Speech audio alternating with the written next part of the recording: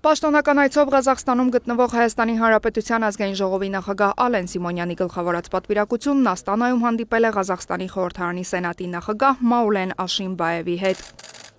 Քննարկումների առանցքում են եղել տարածաշրջանային զարգացումներին եւ Հայաստանի ու Ադրբեջանի միջև խաղաղության հաստատման գործընթացին վերաբերող հարցերը։ Ալեն Սիմոնյանը գործընկերոջը ներկայացրել է Հայաստանի Հանրապետության կառավարության նախաձեռնած խաղաղության խաչմերուկ նախագիծը, կարևորել տարածաշրջանային ենթակառուցվածքների ապաշրջափակումը։ Ազգային ժողովի նախագահը գոհունակությամբ արձանագրել է, որ Հայաստանի եւ Ղազախստանի խորհրդարանների համագործակցությունը կայուն բնույթ է կրում։ Հանդիպմանը կարևորվել է երկու երկրների միջև ուղիղ կանոնավոր ավիահաղորդակցության հաստատումը։ Առանձնահատուկ ընդգծվել է Ղազախստանի իշխանությունների եւ ժողովրդի վերաբերմունքը հայ համայնքի նկատմամբ։ Կողմերը քննարկել են նաեւ թվայնացման եւ տեղեկատվական տեխնոլոգիաների բնագավառում երկկողմ համագործակցության հնարավորությունները։ Մաուլեն Աշինբաևը ողջունել է 2026 թվականին Հայաստանում կենսաբազմազանության կողմերի 17-րդ համաժողովի անցկացումը եւ նշել, որ Ղազախստանը եւս մասնակցելու է այդ կարևոր իրադարձությանը։